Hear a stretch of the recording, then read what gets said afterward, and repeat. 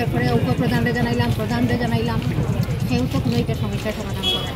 যার লাগে আজকে আমরা তার এরকম বলছি, অখন আমরা জল আমরা বাড়িতে যাইব, তারপরে আমরা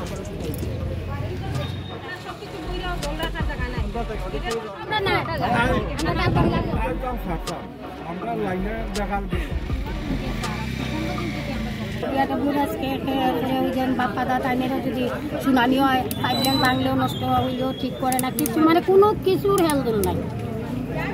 প্রধান মেম্বারও তো জানে, এরপরেও মানে পাইপটা কোথাও ভাঙছে, কোনো মানে কোনো তদারকি নাই জলের লেগে। আজকে 15 দিন থেকে কোনো তদারকি নেই, জল পাইলেও বেলা না পাইলেও বেলা কেউ আমরা জিজ্ঞাসাও করে না, কিছু না। আর আমরা সব মহিলারা জল জল জল জল করে জল পাইলে জলের আশ্বাস নিয়ে এসেছি আমরা, জল পেলে আমরা দপ্তরে কেউ আইছে নি? না, দপ্তর থেকে কেউ আসেনি এখন। কম যায় স্যার, 1 বালতি 2 বালতি পাই, তারপরে জল যায় গিয়া।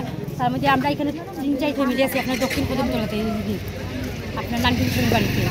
স্যারে আমি প্রধানরে খবর দিচ্ছি যে প্রধানে হচ্ছে আপনার লাইন কিছু উল্টাপাল্টা আছে, আমি প্রায় নেট 4,000 টাকা খরচা করছি, তারপরেও স্যার প্রবলেম এটা সাপ্লাই। আমি এত টাকা খরচা করি স্যার, আমার কুয়া নাই। আমি কতদিন থেকে জল পান না? আমার তো পূজার আগের থেকেই সমস্যা হয়েছে, তারপরেও আমি লাইন ঠিক করে একটু জল হয়, তারপরে আমি কমপ্লেন করার পরে তারা কোনো গুরুত্ব দিচ্ছে না।